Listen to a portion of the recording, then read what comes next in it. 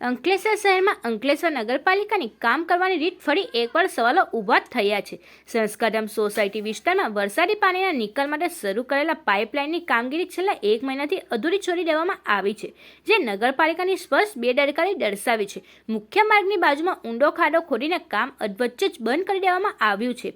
સૌથી ગંભીર બાબત એ છે કે આ ખાડાની આસપાસ કોઈ બેરિકેડિંગ, લાઇટિંગ કે ચેતવણી બોર્ડ મૂકવામાં આવ્યા નથી. માત્ર એક લીલું કાપડું બાંધી દેવામાં આવ્યું છે, જે નગરપાલિકાનું કામ પૂરું કર્યું જેવી ઔપચારિકતા લાગે છે.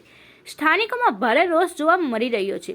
લોકોનો સવાલ છે કે શું નગરપાલિકા કોઈ મોટો અકસ્માત બન્યા બાદ જ જાગશે? તેવા સવાલો ઊભા થાય છે. શું કોઈ જાનહાનિ પછી જ જવાબદારી નિર્ધારિત થશે? આ કામગીરી શા માટે બંધ છે તે અંગે પણ કોઈ સ્પષ્ટતા કરવામાં આવી નથી.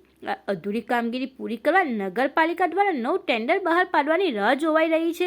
આવા પ્રશ્નો વચ્ચે પ્રજા પોતે જ જોખમમાં જીવવા મજબૂર બની છે.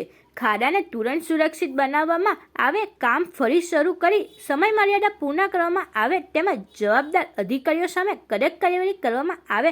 નહીં તો આવનારા દિવસોમાં કોઈ ગંભીર અકસ્માત થાય તો તેની સંપૂર્ણ જવાબદારી સીધી અંકલેશ્વર નગરપાલિકા પર જ રહેશે.